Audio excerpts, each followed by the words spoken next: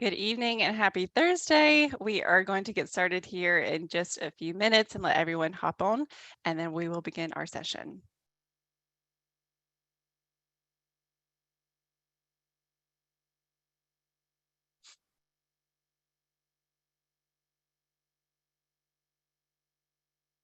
All right. Well, while everyone is getting settled, I want to be the first to welcome you to our U Online Doctor of Education in Applied Learning Sciences virtual information session. We are thrilled to be able to welcome you here. And we're going to cover a lot of content, and ultimately, hopefully, this will help you determine if our program is going to be a good fit for you, and hope to see those applications come in.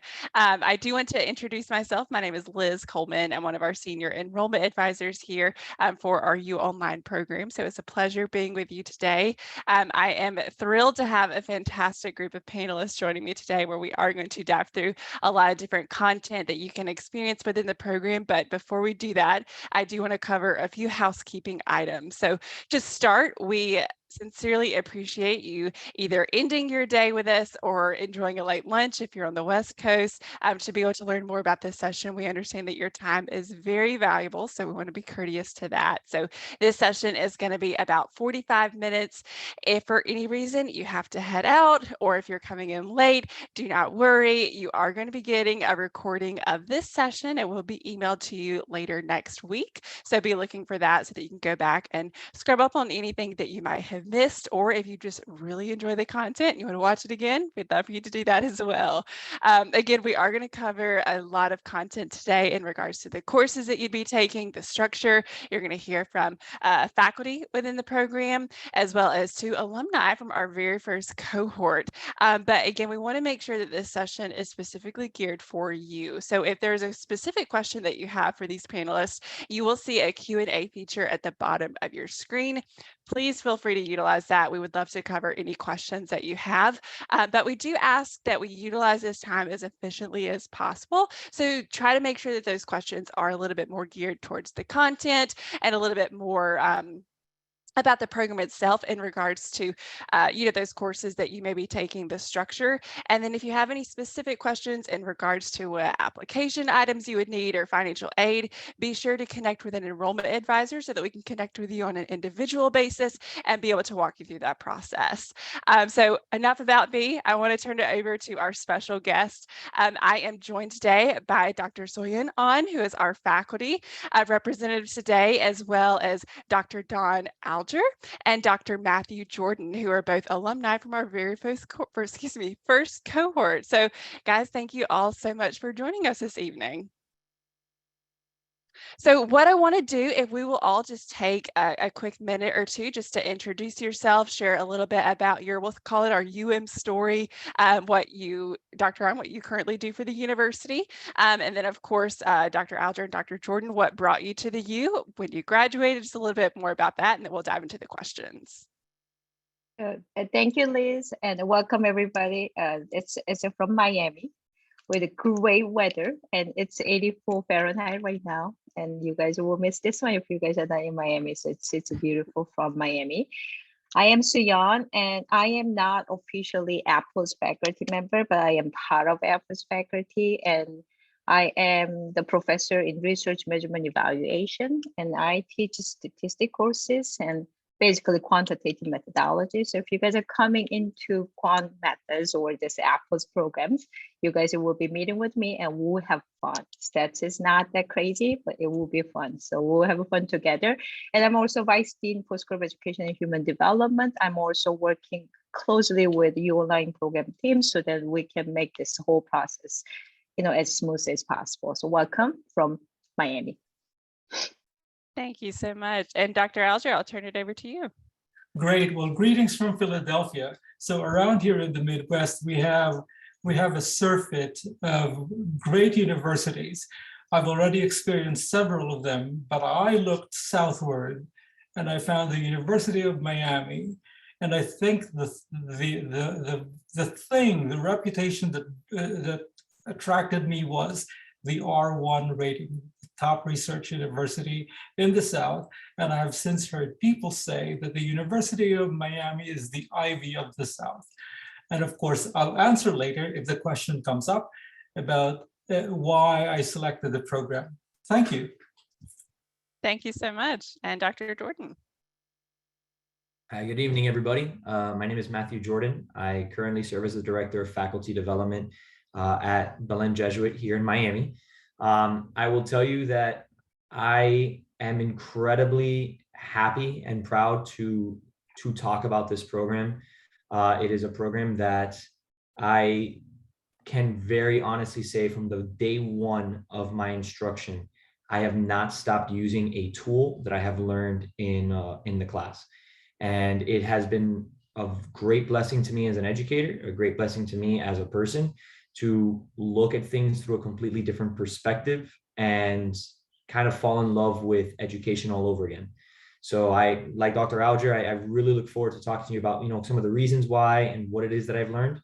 But I will tell you that if you are looking for a program that is one where you're going to have to work, but you're going to learn and you're going to enjoy the experience of learning, I would just close out this webinar and go ahead and apply. I love it. I love it.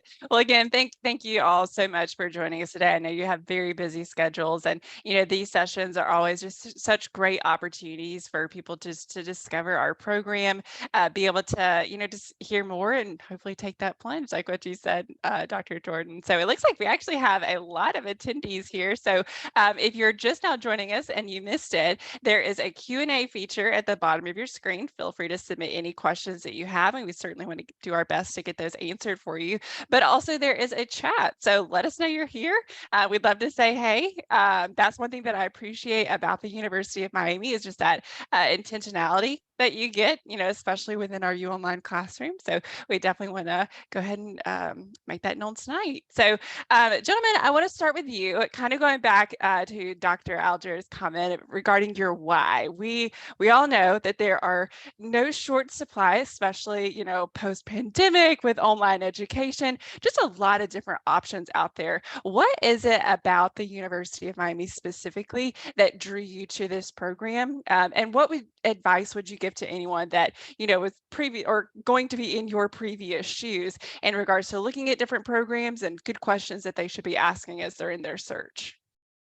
You don't see it in my name, but I have a religious designation. I'm among the De La Salle Christian Brothers, a congregation of men who run, schools. So I've earned my graduate degrees in teaching and also in chemistry.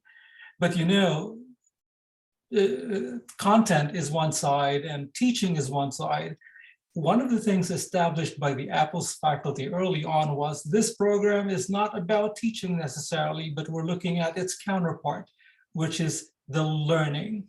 And that was a missing piece from all of the studies that I have since done.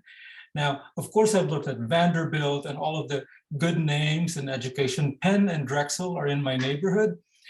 I'm also a little older, so I liked that the program at the University of Miami would last about 2.5 years, continuous, of course, and 2.5 years. And I liked the sequence of the courses, and I got a chance to speak with a few faculty members in person, happily, which of course sold me to the program.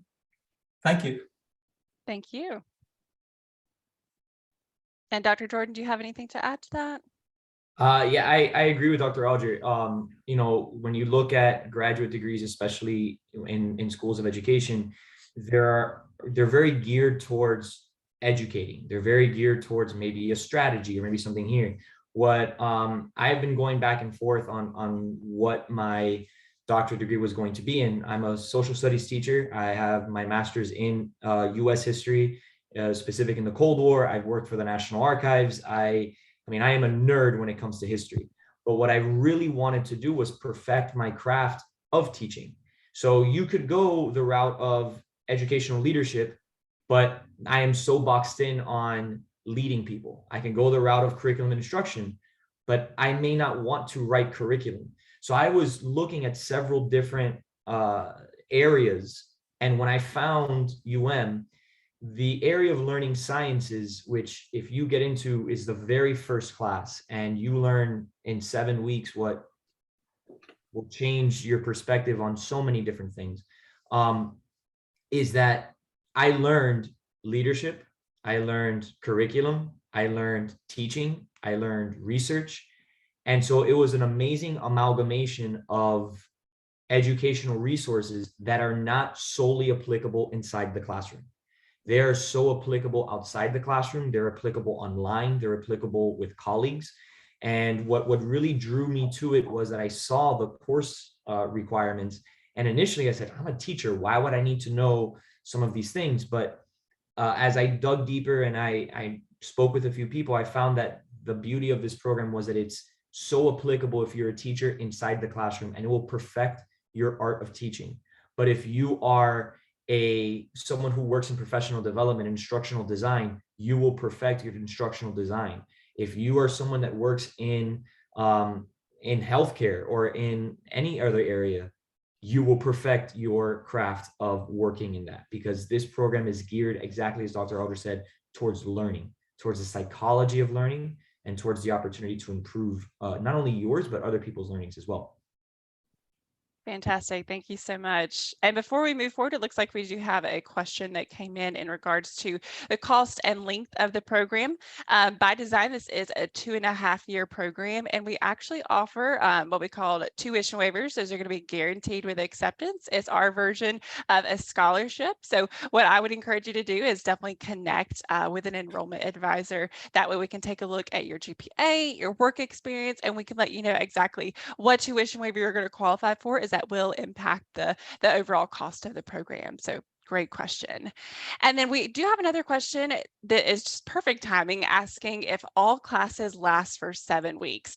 Dr. An, I want to turn it over to you. Can you discuss a little bit about the program structure, specifically for, full-time working adults, what that flexibility looks like in order to help them, succeed in the program? Sure. So I'm going to add a little bit to what Dr. Arjo and Dr. Jordan were saying. So, I am a professor here. I'm teaching too. And also at the same time, I'm learning as the person who is living in my life, which means that every single person, no matter what your background, no matter what you do, no matter where you are coming from, everybody, every single second is about learning and teaching. So if we think about that one, that's what we are contextualize where we are coming from for this program. So if you are putting yourself into the life of learning and teaching, this program is going for understanding what are the problems that we are having in each learning and teaching process for every person from the beginning up until dying, because every single second is the one that we are learning it.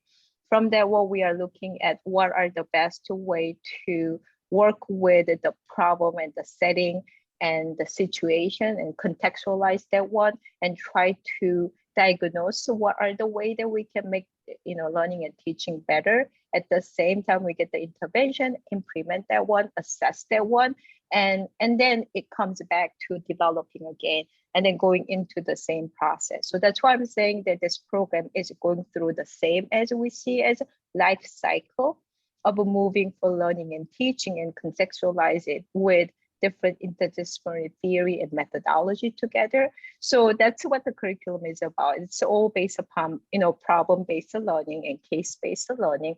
So no matter what your background is, what you do, you have the learning and teaching issues that you might want to put it into here and make that one to be better and improve it. And then iteratively processing that one up until we are making that one to be, perfect at some points that Dr. Jordan is mentioning. So I will say that if this is our goal, that we'll be learning and teaching every single second that we are living in this life. I think this is the perfect way to learn it, because online program, I know everybody is so busy and everybody are juggling a lot of things, not only for learning and not only for teaching, there'll be your personal life. However, this online program is giving you flexibility and self-paced way to work on it, because the way that we are working with you guys, understand where you guys are coming from, because you are dealing with multiple things at the same time. So that's why I would say that, having busy schedule, having lots of, I would say different, commitments that everybody are having, the flexibility and self-paced way of working on the online program is a big plus. At the same time, our faculty members are extremely committed because we understand everybody's goals. We understand everybody's way of working on it, and everybody's are different, but everybody's are very important. Mhm. Absolutely. Thank you. And that honestly, that's probably the biggest thing that I love about the University of Miami, specifically with the U Online, is just that level of intentionality that our students have with their faculty. If they do not show up to class, faculty notice and they care. They genuinely do care about you. And I know we'll dive into that a little bit later in regards to that faculty-student relationship. But while we're on the topic, it looks like we have a similar question that came in, and I do want to get this addressed for this student. Says, I assume that an EDD is geared to educational opportunities, but as a soon-to-be MBA graduate, how does this particular degree gear to someone focused in business and business management?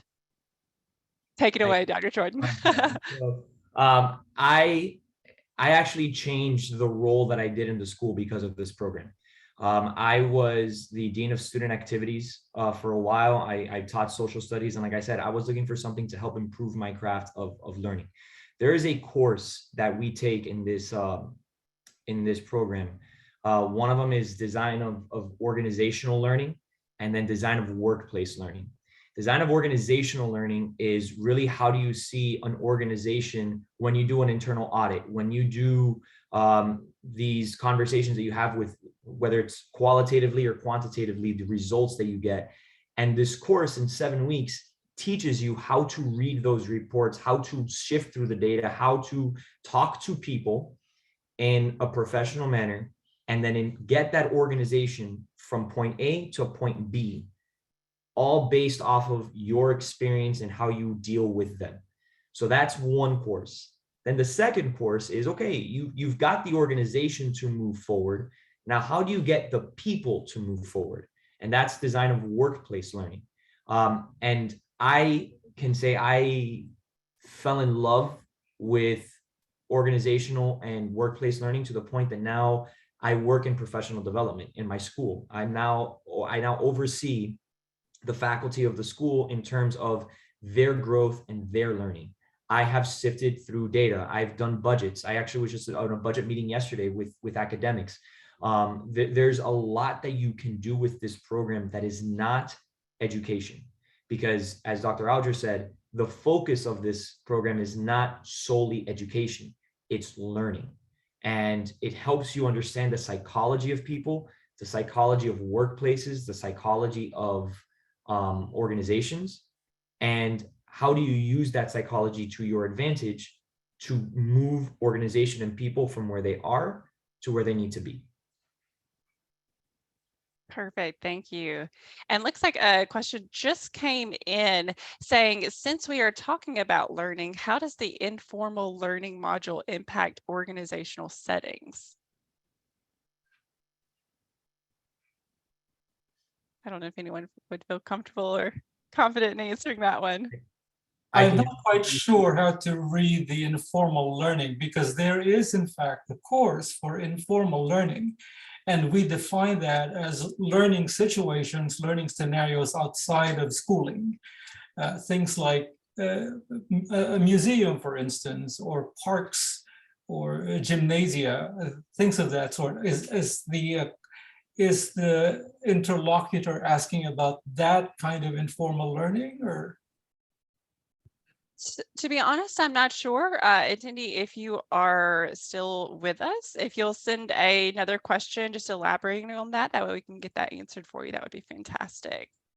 Okay, so moving forward, our next question is in regards to the cumulative project. So I know with this, our EDD, there is no required dissertation, but instead is a cumulative project. Can we kind of take some time to go over what that looks like, how it's different than a dissertation, and what they can expect through that process? And Dr. On, or Dr. Jordan or Dr. Alger, feel free to jump in at any time. I'll defer to Dr. Jordan first. I'll talk about mine. Another area that I really liked about UM was the fact that many doctoral programs did not allow you to do research in the area you were working. And so I would have had to have gone to another school or gone to another business in order to do my projects, and especially my cumulative project. At UM, many professors said, listen, if it's better for you to do it in your organization, do it there. They encouraged facility. So that was one way, as not only a working professional, I got that support from UM, but I was able to provide that service to the area that I was working at. Now, my cumulative project had to do with a project that the school was doing at the time, and they said, do it, grab it and go. We start pretty early on with design of research methods. And then when we do qualitative research methods, quantitative research methods, and other courses that proceed that, like Dr. An, for example, encouraged, bring in examples that you're going to use for your cumulative project. And now let's apply it. Let's see how it works. So what was great about the UM program was that while, yes, I had a cumulative project at the end where 2 courses were just focused on getting that done, it was not an overwhelming project to do because I got I took advantage. Let's be honest. I took advantage and used my courses to provide me feedback along the way so that my cumulative project was not overwhelming. I was given an opportunity also to pick the professor that I wanted to do that cumulative project for. It was an independent study which is how the cumulative project kind of works, with just you and that professor. And I had Dr. Walter Sakata. He was fantastic the whole way through. He was someone who said, when is it good for you to meet? When can I help you? I would give him stuff and he'd say, I know I have an answer due in 2 days. I'm finishing up something with another student. You'll have my answer in 3 days, or you'll have my answer here. I was never once throughout the entire time of the cumulative project worried about what it was that was going to happen. And I thought what was also great was that, yes, the dissertation wasn't 700 pages long, but I mean, my project is something that was very highly respected. It was something that people saw and said, wow, let's use this. And now, there are conversations about what I can do with that project, right? But Dr. Sakata also prepared me for the panel that I had with those teachers. He said, these are the teachers you're going to have. Let's talk about what you're going to say. Why are you going to say this? How is it going to work? When it comes to learning, I learned a great deal, but it's because I also felt supported by that. I liked the cumulative project because, again, it was something that you could work on throughout the program with the support of your professors. And you have to like what you're going to do, though, because it is a little bit like, it can get, anxiety ridden and overwhelming, but I didn't experience that. Many colleagues that I have that were doing an EDD did experience that because they didn't have support. It was that idea of not getting support is a very foreign concept in this program. I will be honest. That's fantastic. And I will add, one of the things that they are looking to implement is more group projects. That way it just adds a little bit more of a collaborative nature within the online classroom. So on that note, I do want to discuss a little bit about networking, what it looks like in regards to students having access to, their faculty. And Dr. An, I'll turn that over to you, just as in regards to the accessibility, what that would look like, best tips and practices, and then we can kind of shift the question over to Dr. Don and Dr. Matt in regards to what it looks like on a student level. Sure. So maybe both of you maybe will say what I did. So I need to be very honest with you, right? But the way that we do working whenever we are, in the classroom, the way I am doing is I usually go into the Blackboard every morning and then every afternoon and evening before I am done with my days. So I can check everything that I'm getting from the messages. I can see everybody's discussion or Blackboard questions and anything. So I'm very constantly checking on how you guys are doing with the learning platforms. And whenever I get the email, I usually respond within 1 hour because the students, they are always waiting and they are very anxious about getting the responses right away. So I think that's the example I can give from my own end. However, I'm sure all the faculty members we're having in our program, they are very responsive and they're also very careful to answer the questions and try to be more interactive. And apparently I became the advisors for one of the cohort, that cohort 7, to become the capstone chairperson. So the way that I am, leading capstone project. At this point, they just had, I guess, about 6 classes done, and I'm gonna have group meetings and individual meetings depending on their needs. So anytime if they need anything, they can email me, they can email anybody, any faculty member to go for their own process of capstones. So I would say we are very interactive, engaging, and I'm hoping that was what I did to both of you, Dr. Jordan and Dr. Azure. Maybe you can chime in a little bit more. Sure. One cannot help but sharpen your project idea. One might come in with some areas of interest, but the good thing about the faculty is that they are a wealth of expertise. You ask them a question, it feels like, or their response sounds like they already have a lead into that topic. So because there's so few people who are alumni of Miami here where I live, although actually we had a presidential inauguration, university president inauguration, and I saw one of the presidents of another university wearing the same Miami gown. So we connected that way. But my network became my professors. I was very happy to be mentored by Dr. Kim and Dr. Ji Shen. I think it's Ji Shen, not Shen Ji, right? Okay, well, especially Dr. Shen, because his area of expertise, I think, is science ed and STEM learning as applied to, applied learning sciences applied to those areas. And then Dr. Kim with machine learning and big data. So it's a perfect combination. But my network, I guess, must also broaden because we had topics that mentioned special people who are not affiliated with Miami. So I was able to get to the source of a particular learning idea, learning concept, and that was Dr. Piskarich. So that's a network because something was mentioned. And for my research, my professors encouraged me to go directly to the source. And you'd be amazed that these experts in their fields are very open and welcoming to questions from doctoral students. Yeah, I will say first off, I was genuinely excited to see Dr. On when I logged on. That's like she's a fantastic professor, because what you see with the professors here is that, yes, they know their craft, as Dr. Alger said, they know their stuff, but more importantly, which is very different than other online programs, they know how to teach online. Yeah. And I think that is a major advantage to something like this. So we have the required office hours once a week, where we can see the professor, where we can engage with each other, we can ask direct questions. Dr. On used it to, kind of lecture more on what it was that you've been learning, help you with the homework, help you with the assignments. Professors, it's just open forums to discuss. They use it for, hey, I'll review your paper if you have a question. I don't think there was ever once where I had a question and I would email the professor, back and forth, where they didn't tell me.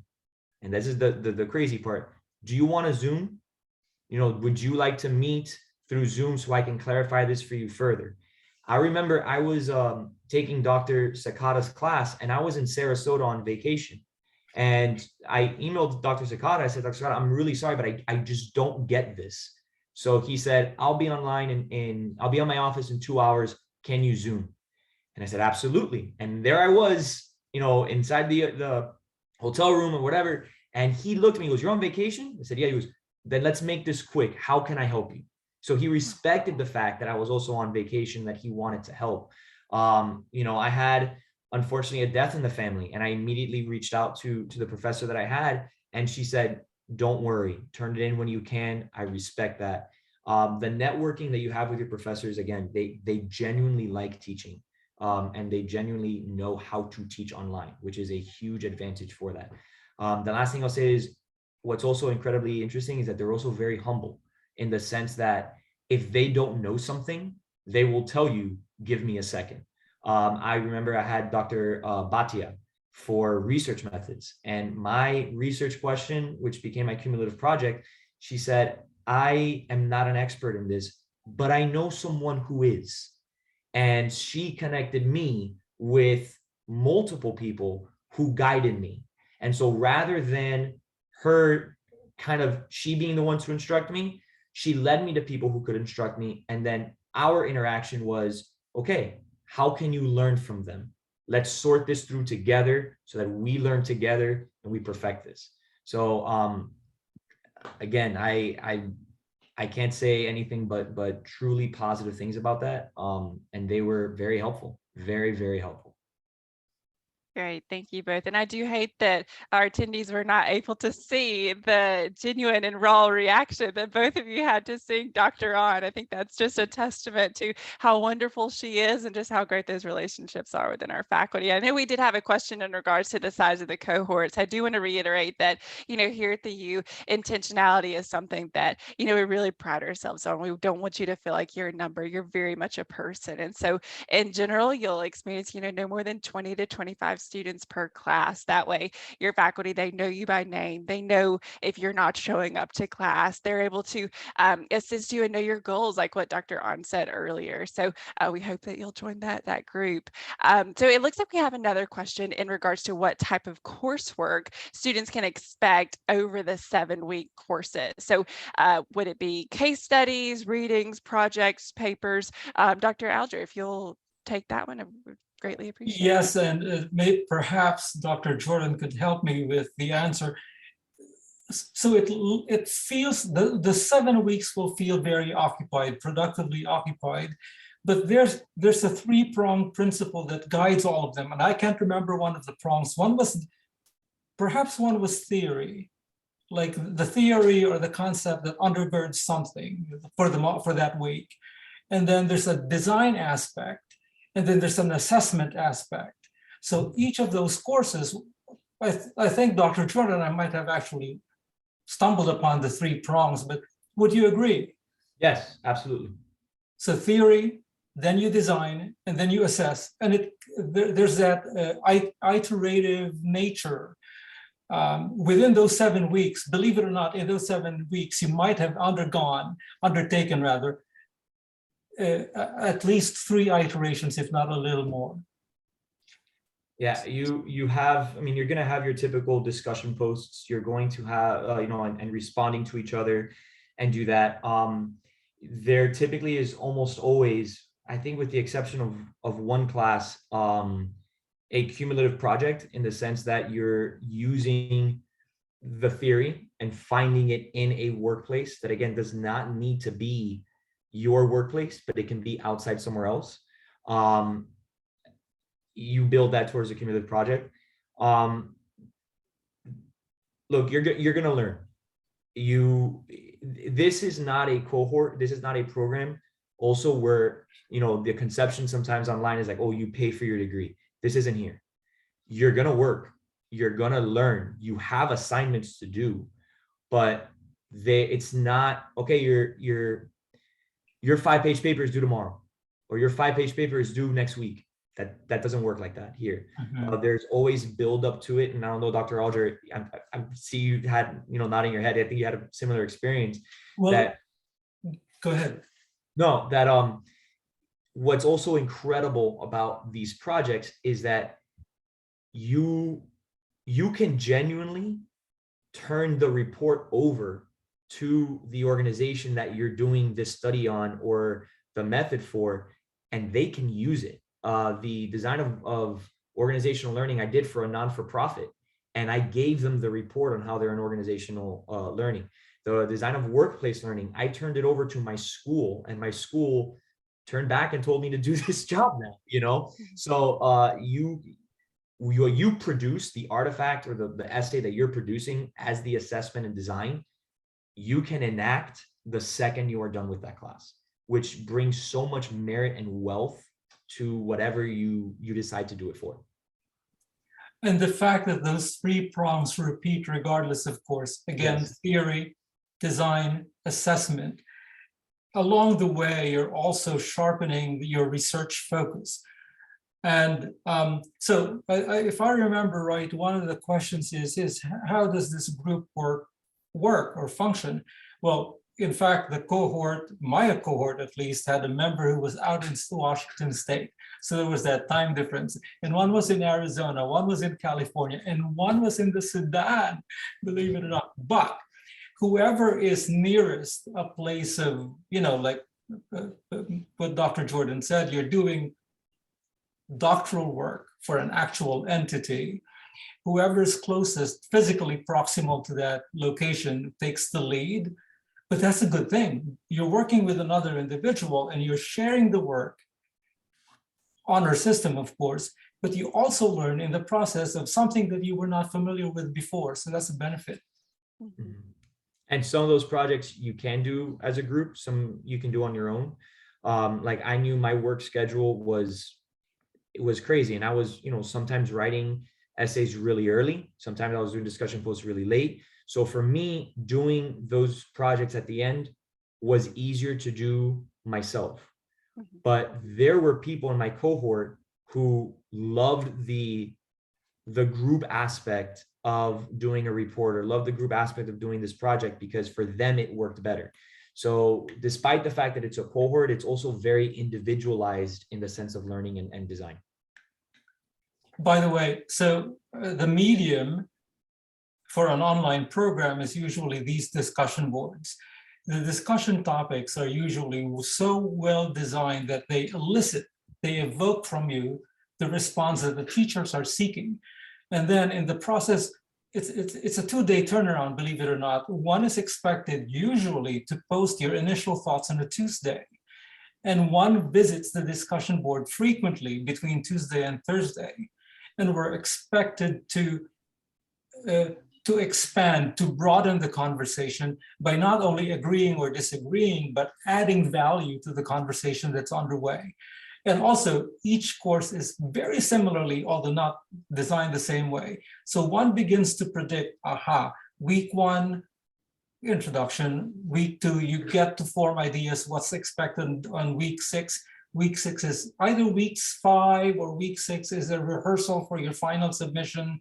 And then week 7, you turn in your product.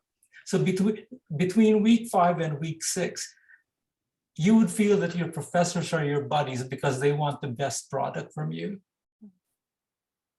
Wonderful, thank you. And this question is fantastic. It actually goes right along with what you guys are just talking about. It says, as an online student, do we still feel part of the University of Miami family? I love that. I will yield to Dr. Jordan. Look, I love to tell my brother every time we watch a UM game, when he goes crazy, and I look at him and I say, I'm the only one that graduated from the University of Miami, right? So I do feel that, so I'm so do you. But yes, you do. There's also just a sense of pride, and I think that'll be true for whatever university that you decide to go to. You have to be proud of where you're going and proud of what it is that you're doing. I'm incredibly proud to have graduated from Spring Hill College, incredibly proud to have graduated from Norwich University, and incredibly proud to have graduated from the University of Miami. And I consider myself a member of all 3 families, because there was an incredible sense of pride in the work that I did, in the title that I earned, and the process with which I was supported to get that title. Very And well it is said. work, and it is really work. You will work your tail off for those 7 weeks, and then each 7-week program just adds on until you get to the end. And at the very end, you will look back at these 2.5 years, and it's gone by so fast. Although it doesn't feel like that as you're going through the program. Admittedly, though, there's some people who are always well-intended, but not because of some personal flaw, but it's usually their work obligations that pull them away from the program. That was the case in my cohort, yeah. Yeah, and Well, go ahead, sorry, Dr. Dr. Jordan. Oh, well, I am more coming from on behalf of UM's School of Education and Human Development, not that because I am vice dean of the school, but our school is really caring about students, faculty, and staff members and community members to be belonged and mattered. So we are really trying to have everybody to feel like we are all together to make the social impacts into the society together. So on behalf of our faculty and staff member, I really want to say that's my goal, and I'm going to do my best to make that one happen. That's why we love you. Perfect. Well, I know we are getting ready to close out our session. We've had so many amazing questions come in, and I wish that we could spend the next 2 to 3 hours answering them because they're all just wonderful. But I know that many of the attendees that are joining us tonight either have started an application, they're getting ready to submit it, getting ready for our early admissions deadline on Monday, and then others are right on the fence of, whether or not they should apply for the program or what it's going to look like. There's that fear of, is this the right timing? Dr. An, from a professor's perspective, do you have any advice for these students as to, how they should determine if this is going to be the right timing for them, as a busy, professional or parent, and then if it is the right timing for them, what they can be doing now to ensure that they're successful in that first day of class? Well, I guess everybody already loved what we talked about it. So I guess this is the right timing. As I said Yes. before, education, learning, and time will go every single second for all of us. It's our lifetime. So even though you don't feel like this is the right timing, but still, if you think about it, talk to us and see what's the right timing for you. But you need to put your feet down and just see how this goes, and we'll work together. That's all I want to say. And do it. Why not? Right, Dr. Arjo and Dr. Jordan, you made it. I believe I believe our prospects are here tonight because there's more than a 50%, perhaps more than a 70% interest in the program already. Now, about making a decision, I've heard this in terms of a religious vocation decision. Those who wait for the right time never make a decision. I don't know, it sounds kind of trite. I agree with what everybody said, but I would tell you that if you, first and foremost, you really have to know and be familiar with what you're getting yourself into. It is a time commitment. I mean, you're talking about nights that you'll be away from loved ones, that you'll be away from your current job, that you have to say no to certain things because yes, there are expectations for you to be done. So it is something that you're going to have to really want to do and do it in the way you want to. I'm glad that I didn't choose educational leadership. I'm glad I didn't choose curriculum instruction. I'm glad I chose this. Things also are going to happen over the 2.5 years. Like, I started taking design of online learning and I finished that course and COVID happened. And all of a sudden I was on the committee to design the instruction for our school amidst the quarantine. There was a member of our cohort who had a baby in the middle of it and needed a little bit of extensions and stuff. And she walked with me at graduation. I had a cohort member that, was struggling with stuff with their family, and we were there for her and helped out. There are things that are going to come up, absolutely. But if you're looking for a program that you need that support, I can tell you that my experience was incredibly supportive. If you're looking for a program that you can use the second you start the class, I have been able to do that with this program. I looked at several schools. I wanted to make sure that my not only personal investment, but my financial investment was going to be worth it. And what would have been a guarantee from one school, because I was accepted into another university, it took me about a year to discern, do I really want to do this program? And in this, if I could do it over again, I would tell you, I would do it over again. Knowing the time commitment, knowing the financial commitment, knowing, that, and as Ms. Coleman said, you do get some assistance based off of, previous information that you give. So that was incredibly helpful, but I would do this program over again because of what I've learned, how I was able to learn it, but more importantly, how I am able to apply it every single day in my job and in my personal life. And to build upon Dr. Jordan's comment, my belonging, perhaps, or my connection with the University of Miami did not end when I graduated. Just 2 months ago, Dr. Shen asked me if I could assist one of the PhD students in completing the work. So in a way, I'm still involved in sort of learning and sort of studying in being a partner to this PhD student. So that's a good thing, because you earn your doctorate, one earns his doctorate or her doctorate, and it's not the end. It's always the beginning of something else. Very well said. And I know we've had so many comments come in just saying that either this session has just reiterated to them that they chose the right program, or that it's made them even more excited. So I just can't say enough. Thank you to all three of you for being here tonight. I know we're at the end of our session, so we have to wrap up. But to those who are attending, if you feel like, yes, I'm ready to take that next step, I feel good about it, we would love for you to apply. It is free to apply, so you don't have to worry about any type of application fee. And in addition to that, if you can get your application in by Monday, which I know is not a ton of time, but make sure you utilize that weekend time efficiently, you would also qualify for our $300 deposit waiver. And once you start that application, you will be connected with an enrollment advisor like myself, and we can certainly walk you through that process, everything that you're going to need to apply. We're just going to need your transcripts, resume, personal statement, and 3 letters of recommendation. So all that can be done through your application portal, so that it's a very seamless process for you. Again, we do have to wrap up our session, but on the comment of being, a part of the UM family, I feel like it's only right that we end with throwing a U up on our screen, and then we'll call it a night. So I hope everyone has a great night, and we'll see you later. Bye, everyone.